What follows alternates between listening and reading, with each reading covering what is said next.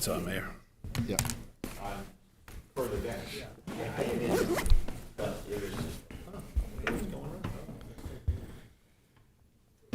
This December 1st, 2025 Auburn City Council workshop will be called to order.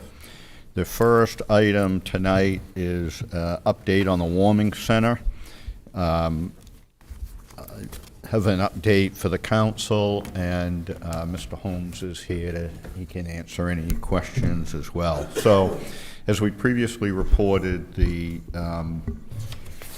warming center with 100-person capacity opened today on a 24-hour basis, and that will continue through April 30th when they'll transition to the 40-person emergency shelter. Mr. Holmes has been working on the cooperative agreement for Alter LA, which is the entity under Caden's Kitchen that's actually providing the shelter services. He's working on the cooperative agreement with them in order to provide our share of the funding. From a budgetary update for the council, the way this is working out is for the period in November, for the month of November, when it was a 100-person, 12-hour-a-day warming center, the Auburn contribution to that's $23,800, and as a reminder to the council and the public, that's proportional to the Lewiston contribution on a 60-40 basis, basically based on population. Since it's a 24-hour-a-day operation for the period of December 1st till April 26th, the city's contribution would be $88,888, or it's $22,222 a month. Again, that's proportional with Lewiston, and then that will continue on for the 40-person, 24-hour-a-day emergency shelter. So for the last 2 months of the fiscal year, from April 27th to June 30th, would be $44,444. So our funding, which is a portion of the year, because they're only open for 7 months in this fiscal year, is $157,132. And the other expense that we're incurring at this time for homeless services related to the warming center is the daily transportation on Wednesdays and Saturdays. In the morning, picking up at Horton Street at the warming center, going to the drop-in center at the Auburn Resource Center at 121 Mill Street in the morning, and then going back in the early afternoon when they close. That's both on Wednesdays and Saturdays, and that's to allow the continuation of the services that they're getting when they're at the drop-in center from the various service providers that are working with the city and the drop-in center at that location. So that's the current update. Happy, Mr. Holmes and I, to try to answer any questions the council might have about the current operations of the warming center. Not seeing any, we'll move on. Our next item is the continuation of the syringe service program discussion. I believe Mr. Holmes is going to provide some information regarding the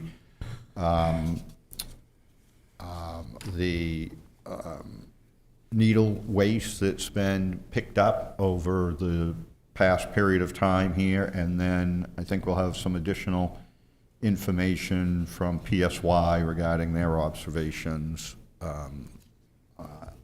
in the community. Mr. Holmes? Thank you, Mr. Mayor. Thank you, Council.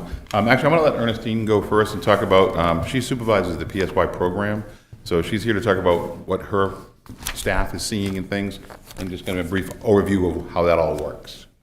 Thank you. Yes, I'm Ernestine Peralt, and I'm a supervisor for the community outreach team at Spurwink. And part of that, obviously, you probably saw me a couple of weeks ago in regards to being supervisor for the syringe exchange located at 1155 Lisbon Street. One of the other programs that I oversee is the Project Support You program, and you have 2 liaisons, possibly a third, coming on board pretty soon here that's serving the city of Auburn. So Project Support You are mental health liaisons that accompany the law enforcement, fire, and EMS on calls that are related to mental health and substance use. They also do a lot of on their own outreach in the community, and they are offering support and services, resources, and connections to treatment for folks. In relation to how they work collaboratively with our syringe exchange at 1155, they oftentimes will bring folks in that are in need of support and services, supplies, et cetera, that the harm reduction office can provide, as well as they might obviously be telling people in the community that we have a harm reduction clinic there, and letting them know how to access that. It's not a referral type of program. People can walk in Monday through Friday, 9 to 5 on their own. They don't need to be accompanied or escorted or referred. They can just come on in themselves.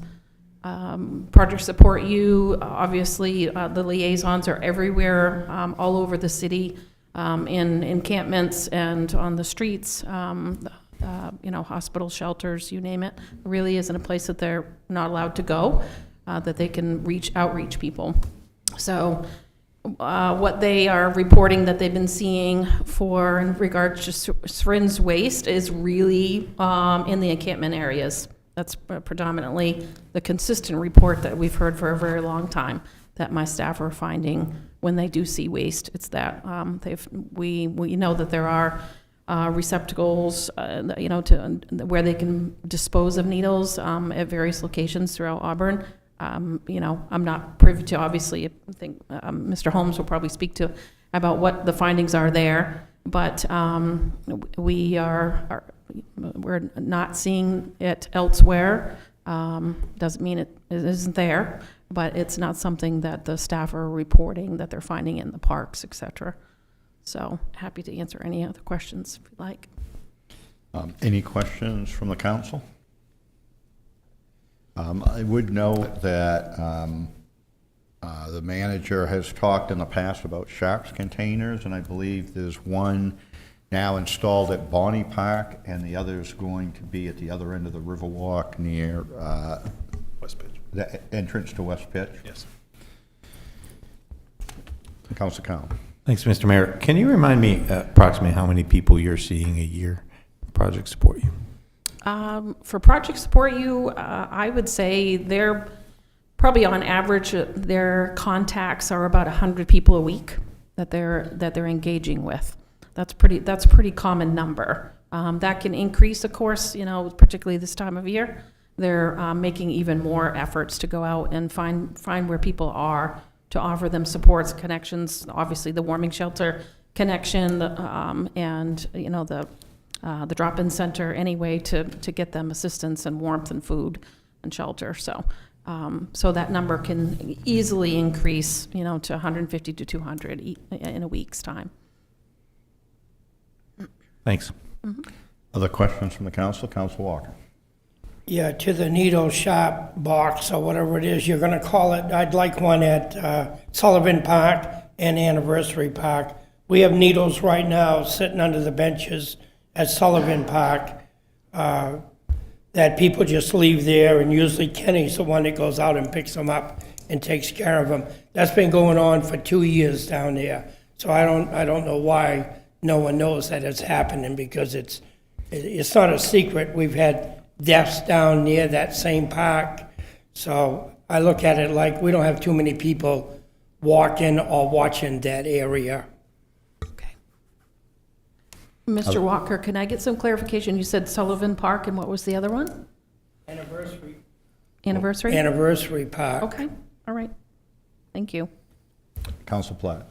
I had a question about cleaning up needle trash. What happens when it intersects with private property? Do you have any examples of where we've had, complaints from private business owners, will your staff go on to private property to clean things up, or does that become the responsibility of the business owner, the homeowner, whatever it may So be? for clarity, the Support You program isn't out there cleaning up needles. That's not one of their major functions. They're interacting with the people that are in crisis, and that's what their role is, really. So when we talking about, encampments, people calling about on private property, that's a whole different conversation that I'll be talking more about. Council Whiting.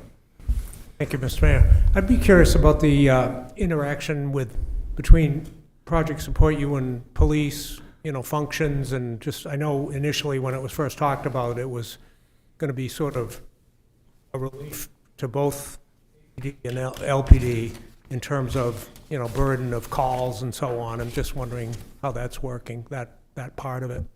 Sure. Do you want to speak to some of that as well? Of what you're seeing with law The enforcement? PD. Yeah, so we will be having a presentation for council in the new year with more of the data that PD and our fire department are pulling in terms of calls for service. So we'll be looking forward to presenting. You'll see Ernestine at that meeting as well. But we'll have more data in that regard. They are extremely helpful in being able to, like, if even when, like, on the overnight shift, when we don't have a Project Support You worker on, both police and fire are able to make referrals to the person coming on in the morning so that those follow-ups can happen. So as Ernestine was saying, they can also meet in the community with folks. So if a call comes in and they are not on, then they're able to follow up in the community with people as well, separate than, going out with an officer all the time if it's a safe, and some of those people are repeat clients. Mm-hmm. And I would say the largest reduction in call volume is from the repeat clients. Then once they start to get help, those drop off dramatically. So it's not, that initial call is always going to come in, but getting that Support You person there lessens those the next day, the next day, and the next day, where it continues to be a problem. Other questions or comments from the council? Mr. Holmes? Sure. So as the mayor already talked about, is we do have some boxes that are out or being put out. And if you do have any areas that you feel or you see that you think might be a place, please reach out to my staff or myself and let us know. And I'm sure we can work with Public Works and get some of those, more of those boxes put up. When it comes down to the numbers, that look dramatically different when I started talking to the fire department and Public Works this year than it was a year and a half ago when we started some of these conversations and seeing some of these areas. Right now, we're estimating that the amount of syringes that were delivered to the fire department through all the different sources throughout the city was around 5,000 needles in the past 12 months, which sounds like a big number, but when you start thinking about, when we're talking about how many can be passed out and how many people are using in a day, it really becomes a much smaller number. I think a big part of that also is, with the drop-in center, we have those syringe boxes there that don't go through the city's disposal system. We get them taken care of for free through one of our partners. As far as calls go, I asked them about, how many calls we're receiving. Public Works gets a very few calls, and the fire and police department get almost no calls. It's almost like, one or two at the most a week at most. And actually, they said more like probably 2 or 3 a month on average. So people aren't calling and complaining about these things.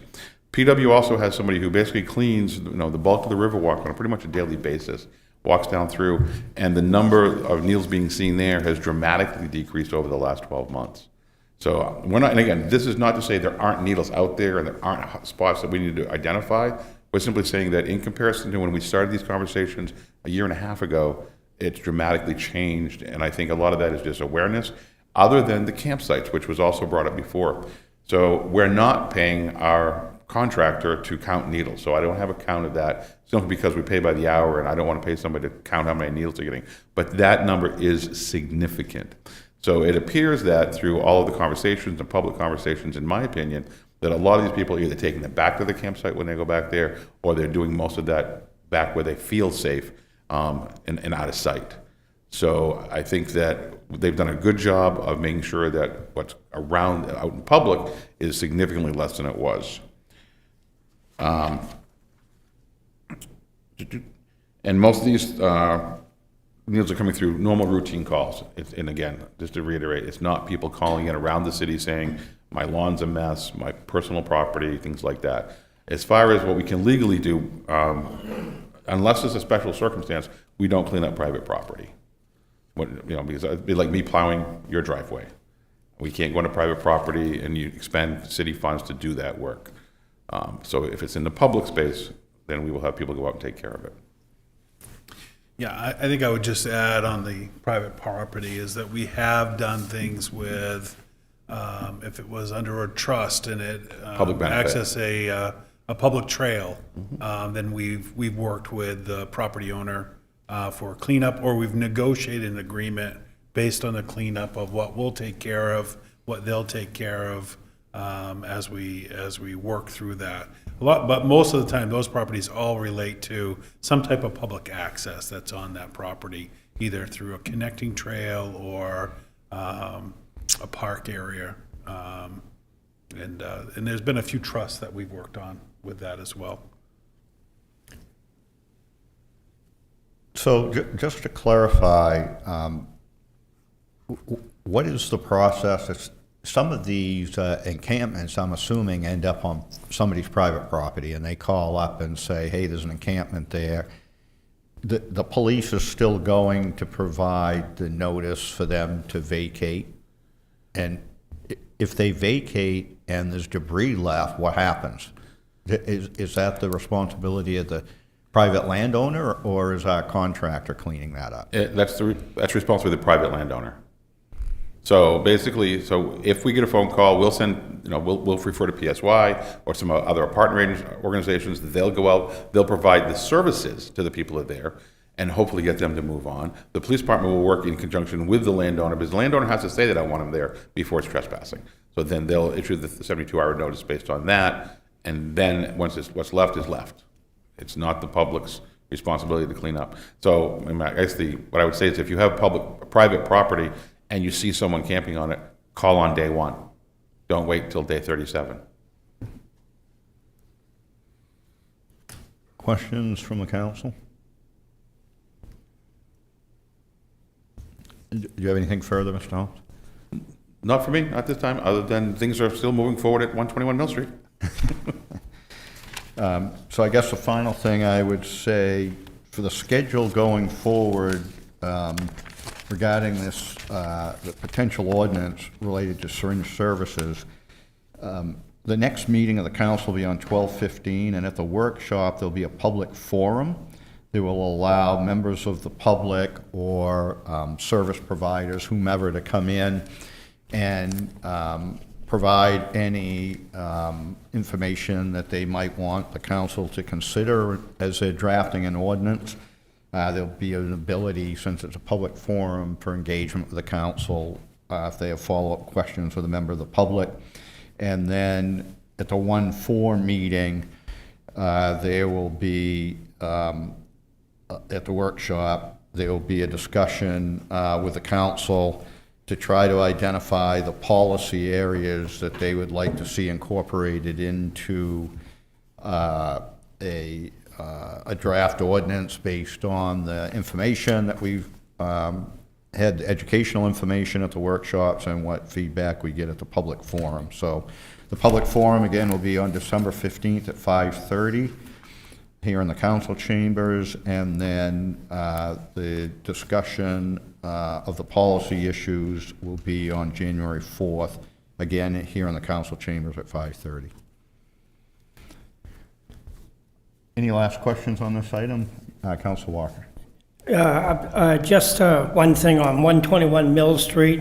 I saw that we've put a new asphalt down and everything. We've had the back of the woods all cleaned up. I'd like to report on what it cost us to do that and how many hours was involved on doing the wood cleanup part. Mr. Manager, you'll be able we'll to get that. follow up on that. Thank you. Anything else from the council? Council Whiting. To comment that I would like to compliment the gentleman who is a retired ER doctor who gave the presentation on addiction. a couple of weeks ago. That was one of the best presentations I've seen in 4 years. Very informative. So appreciate if you'd let him know that. Absolutely, yes. Anything further? Not seeing any, the council will be in recess until 7 PM, in which time the regular council meeting will convene. Thank you. Thank you.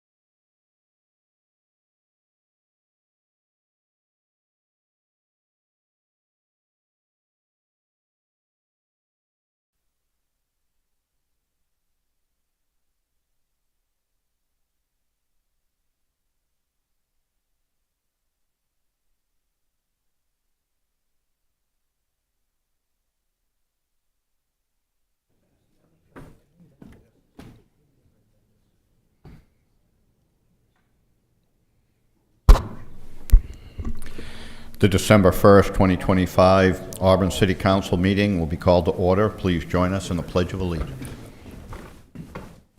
I pledge allegiance to the flag of the United States of America and to the republic for which it stands, one nation, under God, indivisible, with liberty and justice for all.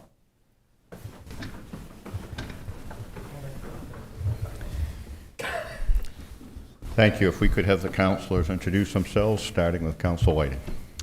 Good evening, I'm Rick Whiting, Ward 1 City Councilor. Good evening, Tim Cowan, Ward 2 City Councilor. Good evening, Steve Milks, City Council Ward 3. Good evening, Jeff Harmon, Mayor. Good evening, Ben Weisner, City Councilor Ward 4.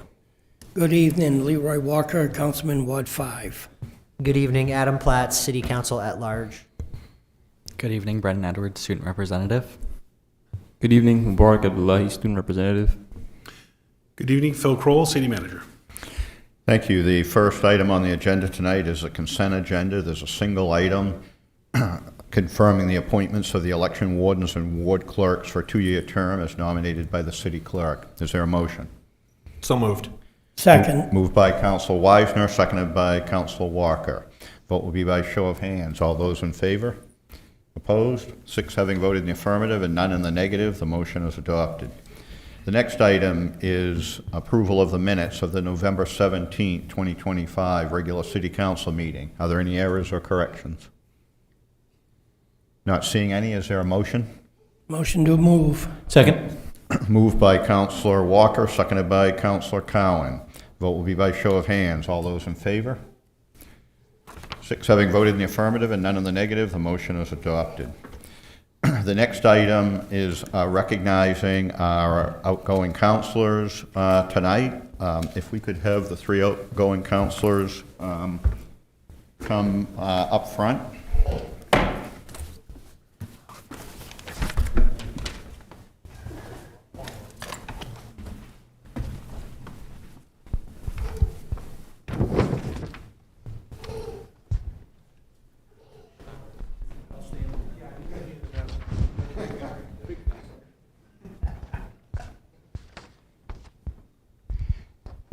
Thank you. Tonight we pause to recognize and thank our outgoing city councilors, Councilor Stephen Milk from Ward 3, Richard Whiting from Ward 1, and Ben Weisner from Ward 4 for their service. Your dedication, hard work, and commitment to our community have left a lasting impact. Through your service, you've helped guide important decisions, strengthened our neighborhoods, and ensured that the voices of our residents were heard. On behalf of the city, I extend my deepest gratitude for the time, energy, and care you've given. We wish you success in all that lies ahead, and we thank you for leaving our city stronger than you found it. And we have a commemorative plaque for each of you. Thank you very much. Thank you.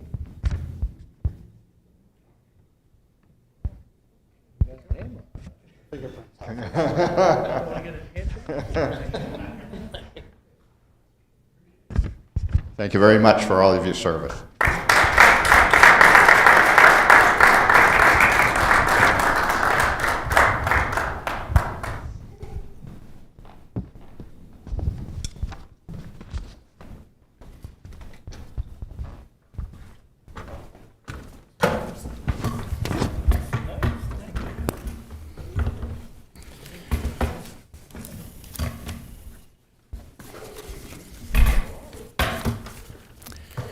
The next item is the first open session of this evening. If there is any member of the public that would like to address the council on an item that's not on tonight's agenda, please approach the podium and provide your name and address.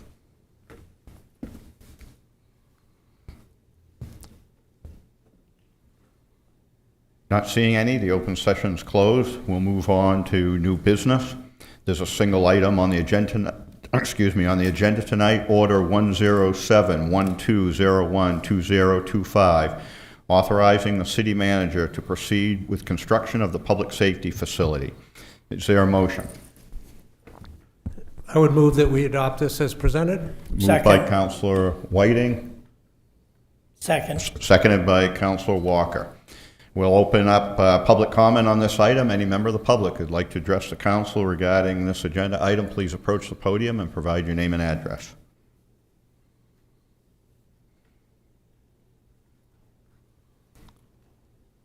Not seeing any. The public comment is closed. Discussion by the council.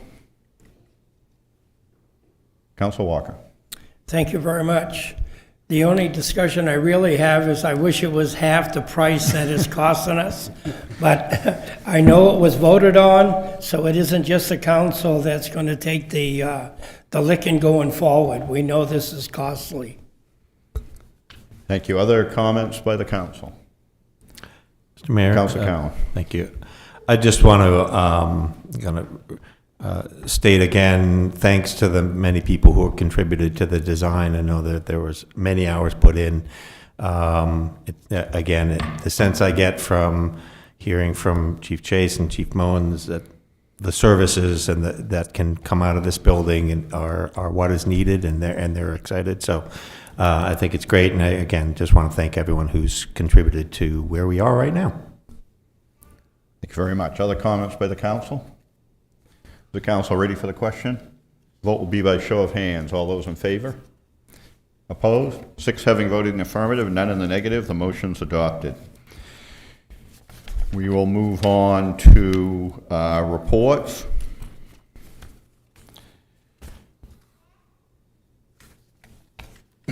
So I just have a very brief report. The Assistant City Manager and I attended the Androscoggin County budget hearing a week ago. The Assistant City Manager again put into the record the resolve that the City Manager had put at their prior meeting with the sentiment of the council that the proposed increase was quite significant. There was some work by the county commissioners to reduce the budget, but it's still coming in at a 12.6% increase, which is approaching a 50% increase over 5 years. And I think the sentiment of the council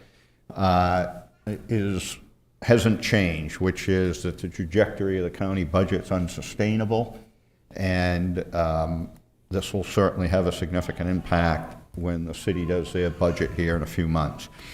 The only other thing that I would mention is the Christmas parade and tree lighting.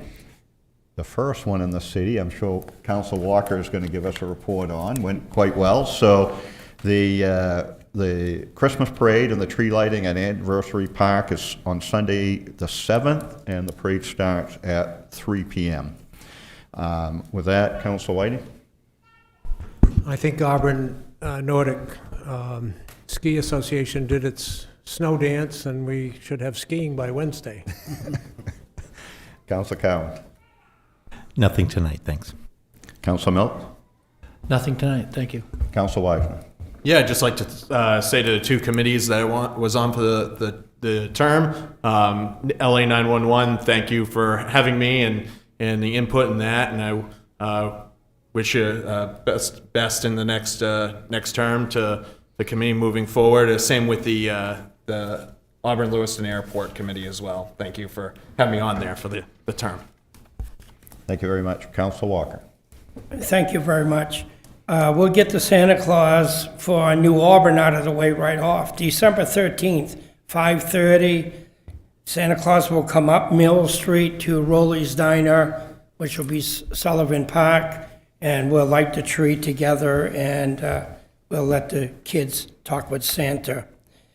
The other report that I have comes from the Age Friendly Committee. We did the Thanksgiving dinner down at the Senior Center, and I'll read what we put down. The Age Friendly Thanksgiving dinner was held at Thanksgiving Day, and we would like to thank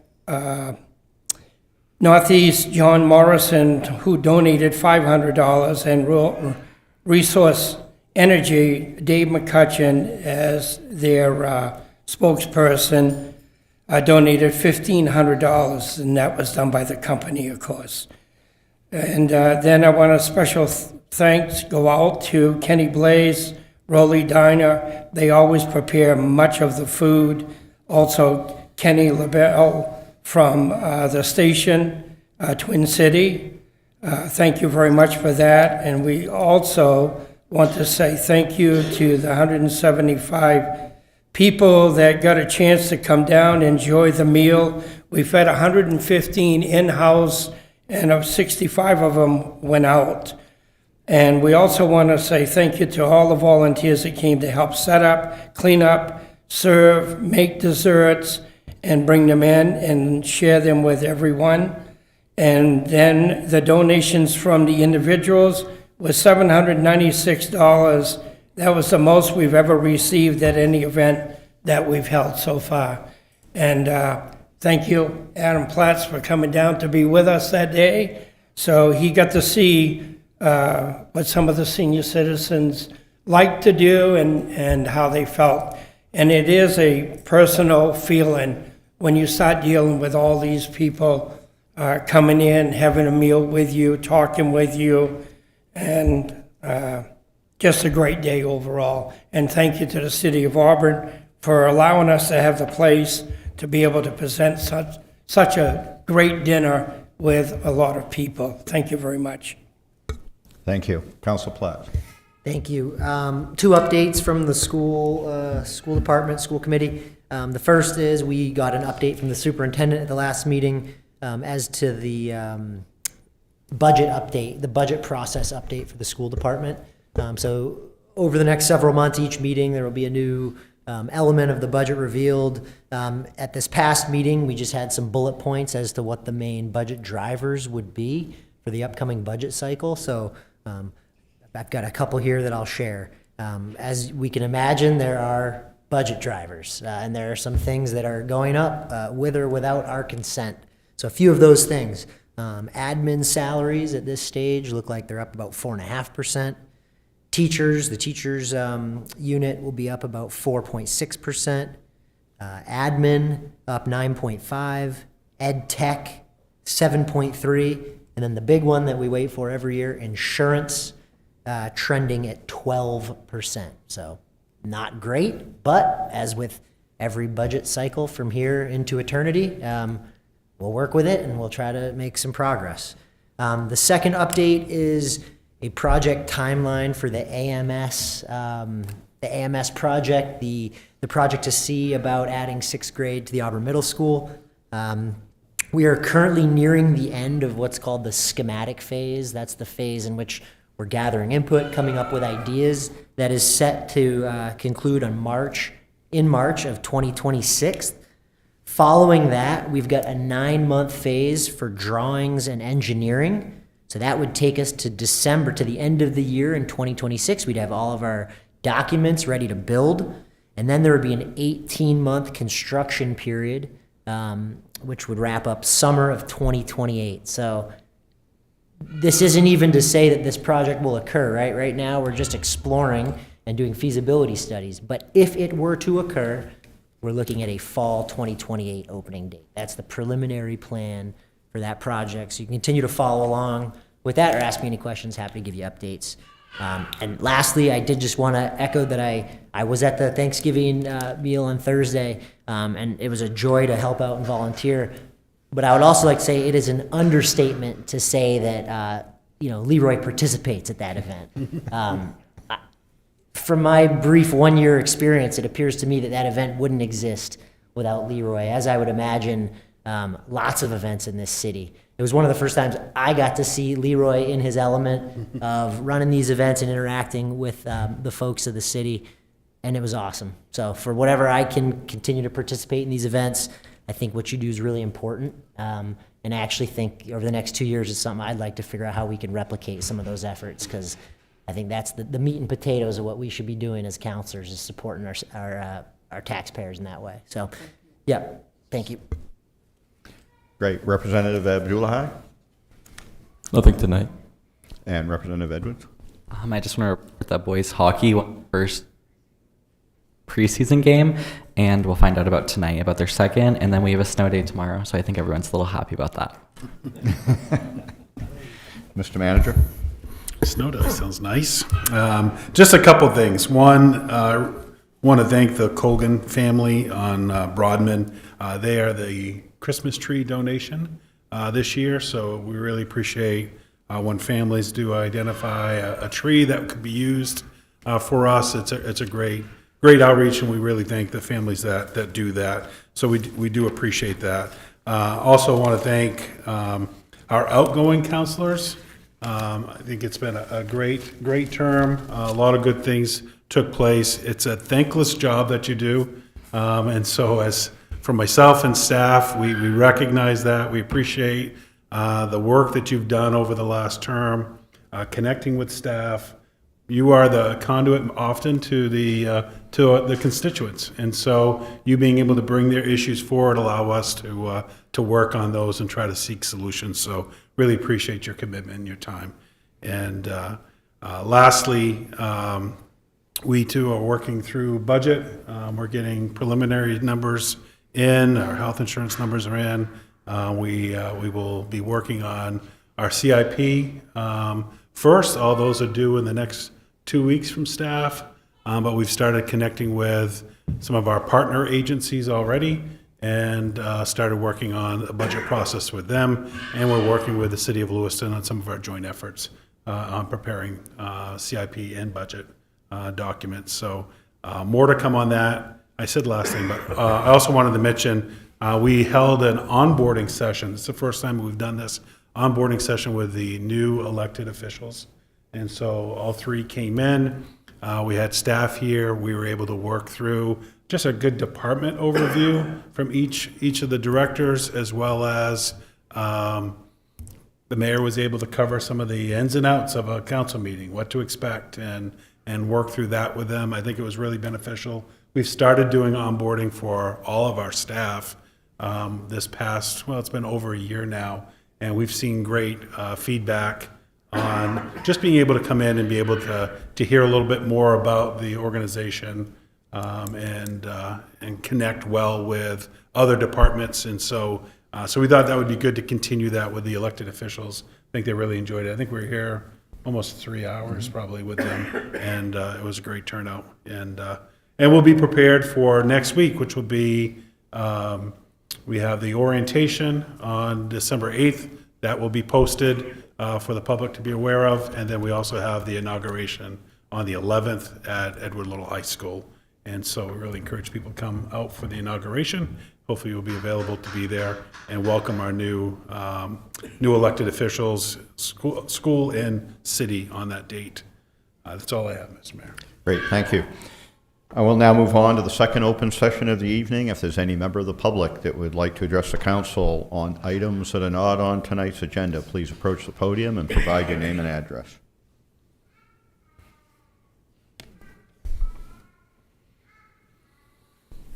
Not seeing any, the open session is closed. There's no executive session tonight. Is there a motion to adjourn? Motion to adjourn. Second. Moved by Counsel Walker, seconded by Counsel Wisner. All those in favor? The council will be adjourned. Final name in the minutes.